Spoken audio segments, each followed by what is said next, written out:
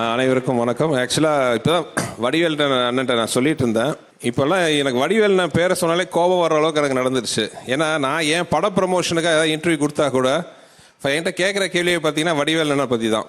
இந்த கைம்புள்ள எப்படி, நாய்ஷாகர் எப்படி, வீரபாகு எப்படி, ஸ்டைல் பாண்டி எப்படின்னு இதுக்கு பதில் சொல்லியே நான் வந்து டயர்ட் ஆகிட்டேன். இப்போ நீங்கள் வேறு ஆரம்பிச்சிட்டீங்க, கேளுங்க.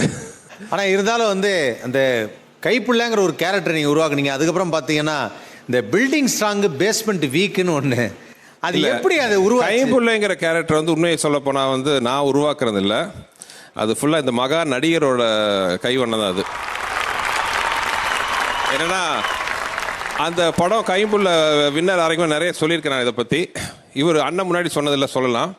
கைம்புள்ள அந்த படம் பற்றி பேச வரும்போது பார்த்தா அண்ணன் கால் உடஞ்சிருந்துச்சு. அப்போ ஒரு படத்தில் ஆக்சிடென்ட் ஆகி நடக்க முடியாத ஸ்டேஜ். அப்போ அவர் சொன்னார், என்னென்ன இப்போ போய் கூப்பிட்றீங்களேண்ணே, என்னால் நடக்க முடியலையே அப்படின்னு கொஞ்சம் ரொம்ப கஷ்டப்பட்டு நடந்தார்.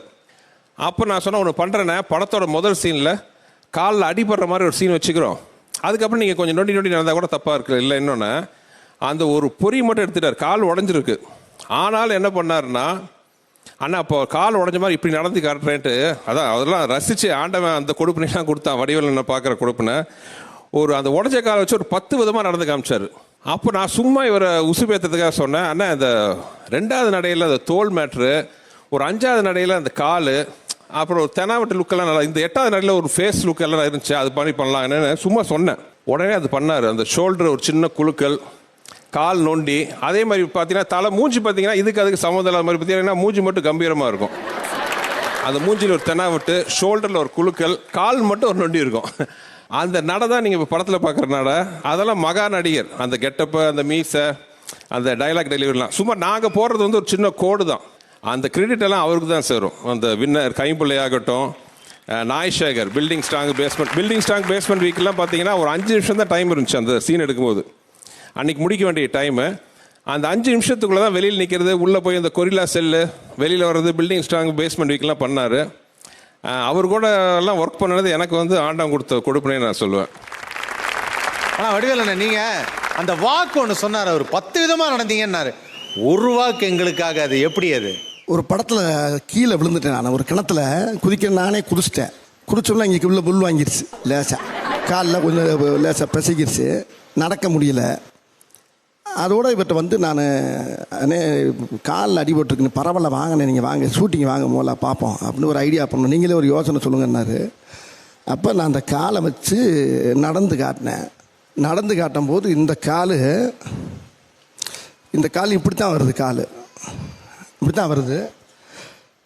இப்போ இதில் இந்த ரவுடிங்கிற ஒரு கெட்டப்பு பாடி லாங்குவேஜில் வேணும்ல, அதுக்காண்டி என்ன பண்ணேன்,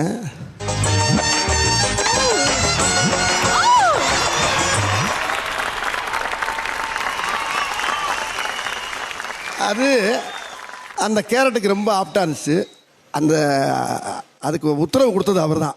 நான் என்ன தான் சொன்னால் கூட டைரக்டர் அங்கனக்குள்ளே சொல்லணும்ல, அது சுந்தரனுக்கு எனக்கும் பயங்கரமாக சிங்க் ஆக எனக்கு. அப்புறம் இன்னொரு படத்தில் அண்ணன் கூட நடிச்சதில் பெரிய ஒரு ரொம்ப பிடிச்சது நகரம்னு ஒரு படம். சரியான ஆம்பளை அந்த வாடா நீ வாடா அப்படிங்க. இவர் பாவம் ஏதோ இடத்துக்கு அட்ரஸை தேடி வந்திருப்பார். அதில் இவர் தான் ஹீரோ அண்ணன். இவருக்கு எனக்கு ஒரு சின்ன டச் மோதலாயிரும். வாடா டே வாடா நீ சரியான ஆம்பளை அவங்க வாடான்னு. அவர் அந்த இடத்துக்கு அட்ரஸை தேடி வருவார். அங்கனக்குள்ளே இவரை பார்த்தோன்னே வாடா டேய் இங்கேயும் வச்சா நீ வாடா, நீ அங்கே வாடா நீ வாடா சரியான ஆம்பளை அந்த வாடான்னு அங்கேருந்து ஆட்டோவில் போயிடுவேன். அதுக்கப்புறம் என்ன அப்படின்னு வீட்டுக்குள்ளே போனால் அந்த வீட்டுக்குள்ளே வந்து நிற்பார். அது ஒரு 10 டேக்கு நானே வாங்கிட்டேன், என்னால் நடிக்க முடியல. அப்படியே கொஞ்ச நேரம் அப்படி மேலே எங்கேயும் பார்த்துக்கிட்டே இருந்தேன். எப்பா இதுக்கு மேலே வேறு இடமே இல்லைப்பா, இதாப்பா எண்டுன்னு கதறி அழுவேன் தப்பு. அந்த காட்சி வந்து இன்னமும் இவர்னாலையும் எனக்குள்ள நடிக்க முடியல, என்னாலையும் நடிக்க முடியல. ரொம்ப அற்புதமான ஒரு நகைச்சுவை காம்பினேஷனில் எனக்கு இவருக்கு ரொம்ப சிங்காகும். இது மாதிரி எத்தனையோ படங்கள் இவர் கூட நடிச்சிருக்கேன். பல படங்கள் நடித்தா கூட சுந்தரனை கூட சேர்ந்து நடித்த படம், அவர் டைரக்ஷனில் பண்ண படம்லாம் நிறைய காமெடிகளில் அது அங்கனக்குள்ளே நிறையா விஷயங்கள் வரும். அது அவர் சொல்கிறப்ப தான் ரொம்ப வழக்கமாக வந்து அந்த பர்டிகுலராக சீன் இப்போ பார்த்தீங்கன்னாலும் தெரியும். வடிவேல் படம் நான் டைரக்டராக இருக்கும்போது கேமராக்கு பின்னாடி நின்று சிரிச்சிட்ருப்பேன்.